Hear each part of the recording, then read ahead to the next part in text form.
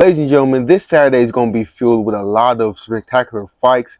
Fights like Big Boy Blake Lacaz going to hopefully put on a big show-stopping performance. But another fight that is going on this weekend also is honestly, a card that many people have forgotten about. Honestly, that's my personal opinion. Like, I'm more excited. Like, with it being Gervonta Davis, you would think I'll be more excited to see him fight. But honestly, or Frank Martin, but honestly, I could care less. But anyway, though, I'm doing a prediction on the fight that is going to happen at the MGM Grand Arena, also on the 15th, between Davis and Martin. I'm going to go through the card, each person, and just see who I feel like who's going to win. So first up, we got Roman Villa, the guy who got knocked out by Boots Ennis. And of course, he got knocked out by Boots Ennis in the 10th round. And with his record being 26-2, he's going up against Ricardo Salas, who's also 17-2-2.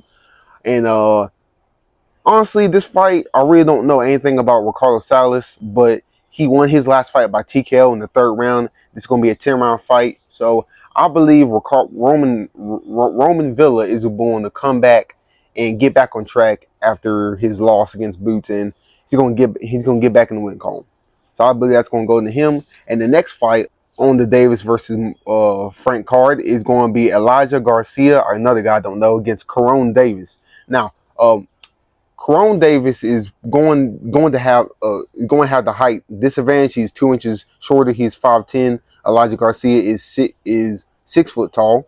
Now, Elijah Garcia's last fight was a win against some guy named Armando Rincend, and he won by TKO. And Corone Davis, his last victory was a win by unanimous decision against Cruz Stewart. Now, I think this is going to go to Corone Davis only because he does have a little bit more experience. Even though he does have more losses, he does have a little bit more experience. He has been the distance multiple times. Unlike Elijah Garcia, he's had a little bit more knockouts. So I believe that's going to go to him. And hopefully it's going to be a little bit of a fire show. But with the height disadvantage for Corone Davis, he's going to have a little bit of trouble against him. But I figure he's going to get past it somehow. Now, next up, we got a guy that I like to call Fake Manny Pacquiao. He literally wants to be Manny Pacquiao so bad. He's from the Philippines too. Mark Magazao. Yeah, Mark Magazao. He's 25-2. His last win was against Isaac Alver. And he's 5'6". He got a 68 reach, and I'm pretty sure he's going to take this. He's going to be against Eduardo Ramirez, guy who's 28, 3-3, but his last fight was a knockout against Sebastian Diaz. So this fight again, if Mark Mazzio comes out like the aggressive killer that he usually is, he's going to win. But if he fights like one of his past fights I've seen that he really shouldn't have won, then he's probably going to lose. If he's passive, just kind of walking forward, not throwing no punches. Like I'm telling you, he fights it. He goes out like he did against. I forgot what fight it was, but he just literally he looked like trash. He looked like trash. I was thinking he was gonna do something. He didn't do nothing. He just walked forward with his hands up. Just looked horrible. Now, with that being said, I believe he's gonna take that by hopefully a late stoppage or early stoppage, and if not, have Eduardo Ramirez getting the unanimous decision victory.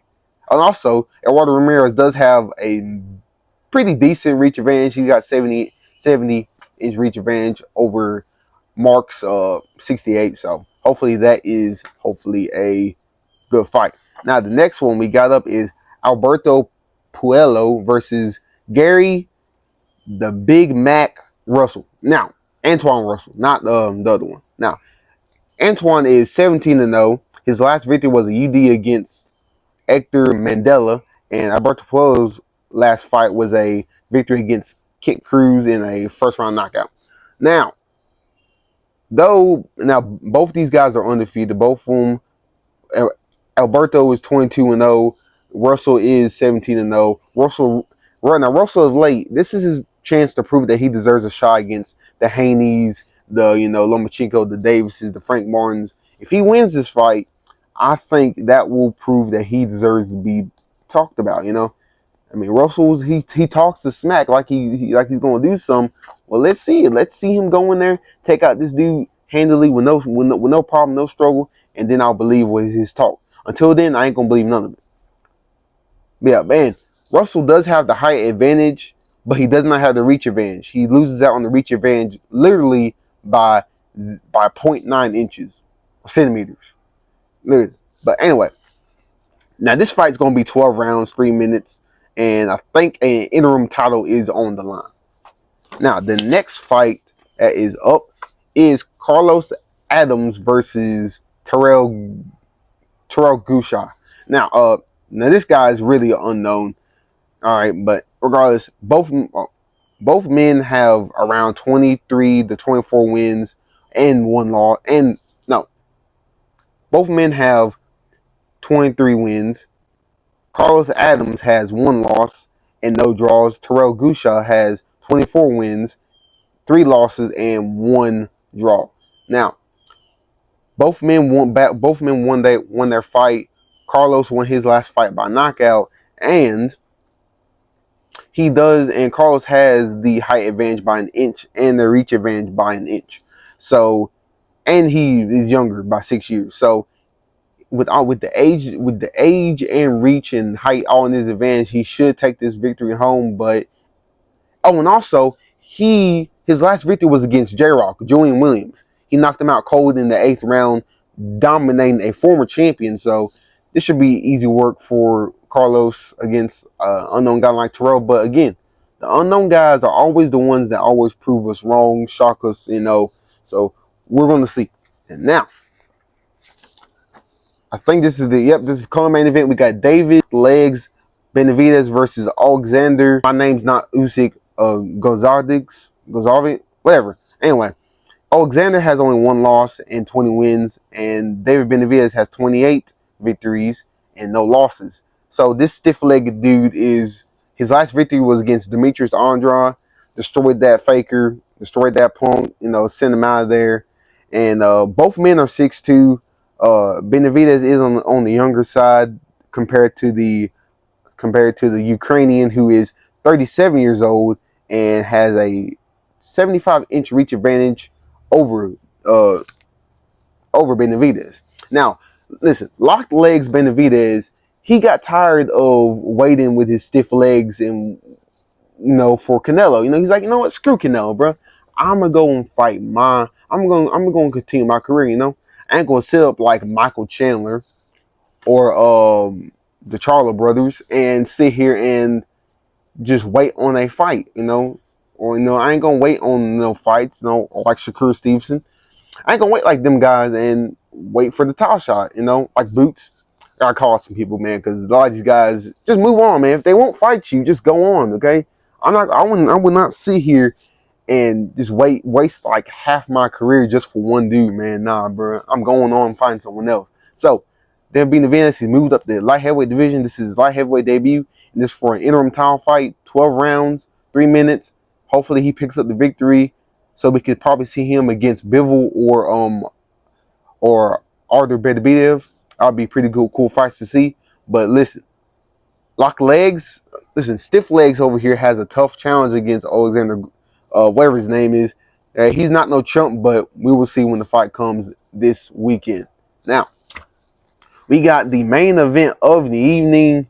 We got Gervonta, the Big Duck Davis versus Frank, the Billy Goat Martin. And let me tell you something. Both men are undefeated. Gervonta Davis is 29-0, and his last victory was last year against Ryan the Psychopath Garcia, a man that I would gladly never like to say his name again, but he picked the win up against the man that is currently in jail. And Martin picked up he had horrible performance. Let's put it like that. He did not look like himself, but Frank still somehow squeezed out the victory against Artem, some Russian dude. Just let's just say some Russian dude. Some Russian dude named Artem. Now, he squeezed out the victory. Both men have a similar reach. Tank with a 67, and Frank with a 68. So Frank gets a reach advantage by about a couple inches, centimeters, whatever. And this fight to me is simple like this. If Frank stays calm, stays cool and collected, and takes his time, he's going to beat Gervonta by decision. And that is what he should aim for. He should not aim to try and take Frank. Frank should not aim to take out the Duck. Or okay, the Duck Davis. Listen, you give him. You can say whatever you want about him, but give him. I give him this.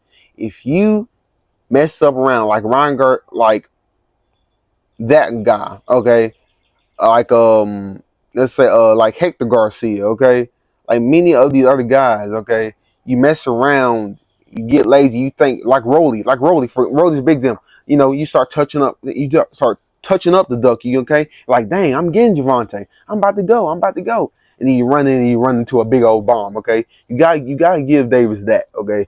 He may be a Duck, but he will catch you if you mess around. So Frank has to stay on the outside. He has to use his reach advantage, and hopefully he can squeeze out a good little, either a late stoppage or a unanimous decision victory. But knowing Davis, he's probably going to end up catching Frank in the later rounds. And so, but that was a cold coin flip. So let's hope the Billy Goat and the Duck put on a good fight. Even though no one cares about this card, I mean, hey, I might as well report it anyway because someone needs to. Anyway, I hope y'all enjoyed that video and hope y'all suckers have a good day.